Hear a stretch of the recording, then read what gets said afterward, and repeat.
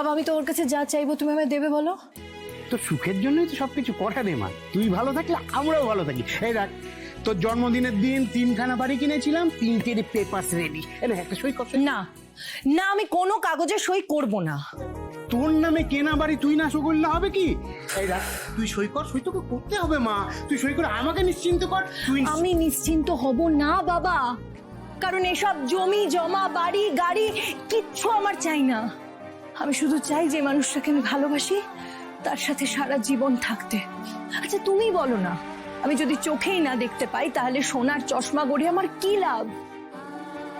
ও বাবা, বাবা আমি শুভকে বিয়ে করতে চাই। বাবা বাবা তুমি তো জানো, বলো আমার জীবনের চাওয়া পাওয়া সবকিছু শুধু শুভ। মুশকিলে ফেললি মা। এক তো ওদের কোনো বাড়ি ঘর নেই, তার পুরো সংসারের দায়িত্ব ওর কাঁধে। মন্ত্রীর বিয়ে হয়ে ক টাকায় আর মাইনে পায়? ওর সঙ্গে সারাটা জীবন কাটাতে পারবি মা? শুধু সারা জীবন না বাবা, আমি ওর সাথে জন্ম জন্মান্তর কাটাবো।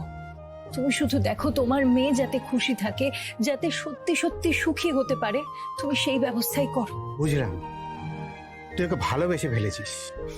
শুধু শুভকে না বাবা, ওর বাড়ির প্রত্যেকটা মানুষকে আমার খুব ভালো লাগে, আপনজন মনে হয়। ওরা যদি কখনো বিপদে পড়ে, ওরা যদি কষ্ট পায়, শুভর যেমন কষ্ট হয়, শুভর কষ্ট দেখলে আমারও ভালো লাগে না। তুমি বলো না, এটা ভালোবাসার টান নয় তো কি? ও বাবা, বাবা তুমি আমার ইচ্ছে পূরণ করবে তো? বলো না বাবা। এই বারবার আমি তোর কথাতে বাধা পড়ে যাই রে মা। আমি চেয়েছিলাম কোনো বড়লোক ঘরে তোর বিয়ে দিতে, যেখানে তুই রাজ রানী হয়ে থাকবি। কিন্তু তুই যখন শুভকে বিয়ে করে ওকে বড়লোক হতে সাহায্য করতে চাইছিস, তখন তুই কর, আমি আর কি আপত্তি করব? তুই শুভকে নিয়ে সুখে সংসার করতে পারলে কর, আমি মত দিলাম। সত্যি? Thank you thank you thank you thank you. আমারও একটা কথা আছে। কথা? আবার কি কথা? হ্যাঁ, আমি যেমন ওদের কোনো আর্থিক কষ্ট না হয় সেটা দেখবো, তেমনি ওকেও আমাদেরকে দেখতে হবে, আমাদের সঙ্গে থাকতে হবে। আরে বাবা তাতে কোনো অসুবিধে নেই, সেটা আমিও ভেবেছি, কিন্তু তার জন্য তো শুভর সাথে আমাদের একবার গিয়ে কথা বলতে হবে। ঠিক আছে, তুই শুভকে ডাক, তারপর বাকি কথা সব আমি বলে না দিচ্ছি। না, শুভকে কি ডাকবো? তুমি যাবে ওদের ঘরে, ওখানে গিয়ে কথা হবে। এই, আমি যাবো ওদের ঘরে? তুমি যাবে না তো কে যাবে? তুমি হচ্ছে গিয়ে মেয়ের বাবা, তোমাকে যেতে হবে। এসব রাখো, দেখো চলো আমার সাথে, চলো চলো।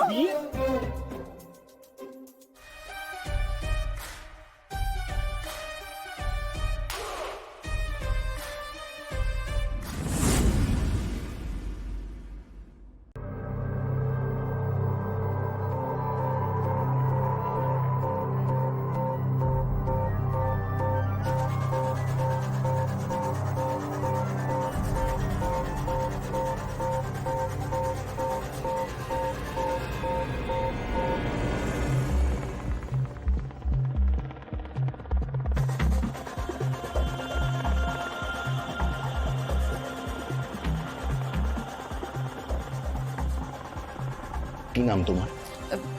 সুন্দরী। সুন্দরী? বাহ, ভারী সুন্দর নাম তো তোমার, সুন্দরী।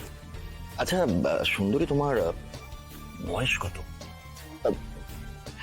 মানে কতদিন ধরে এই বাড়িতে কাজ করছো তুমি? তাও প্রায় 2 বছর তো হয়েই গেছে। 2 বছর?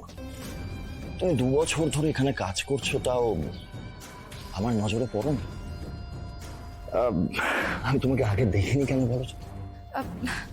দেখবেন কি করে, আমি তো ছুটিতে আমাদের গ্রামে গিয়েছিলাম। এখানে তো অনেক কাজ, তাই আজ সকালেই চলে এসেছি। আর তাছাড়া ওই কাজটা তো আমাকে শুভ দাদাই দিয়েছে। শুভ তোমাকে কাজটা দিয়েছে? তাহলে তো এবার দেখতেই হয় তুমি কত সুন্দরভাবে কাজটা করতে পারো। বসি, একটু বসে বসে দেখি কত সুন্দরভাবে তুমি কাজটা করো।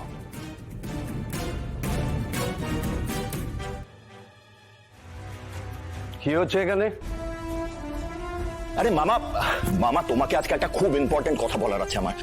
তোমার ভালো মানুষের সুযোগ নিয়ে তোমার পেছনে কত বড় ষড়যন্ত্র চলছে। কেউ তোমার পিঠে ছুরি মারার চেষ্টা করছে মামা। মানে?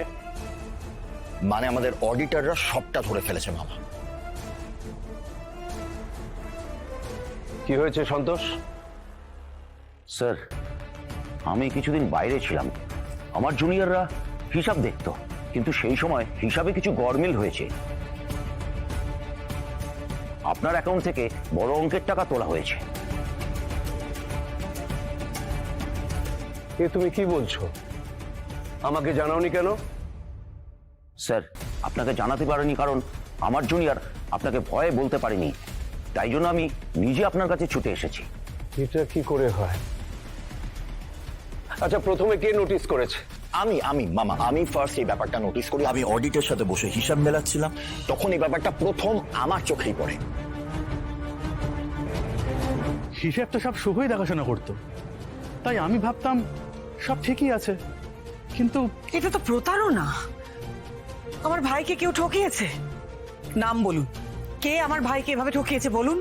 তাহলে এটা হতে পারে কি করে? আমার বীরুর অ্যাকাউন্ট থেকে কেউ টাকা তুলে নেবে? এতগুলো টাকা কি হয়েছে আমাকে একটু পরিষ্কার করে বলুন তো প্লিজ। ম্যাডাম, টাকা তোলা হয়েছে সেলফ চেকে। যদি পেই চেক হতো তাহলে আমরা অবশ্যই খুঁজে বের করতে পারতাম। স্যার নিশ্চয়ই সই করা চেক কাউকে দিয়েছেন। এক মিনিট, বীরু তোর সমস্ত সই করা চেক শুভকে দেয়?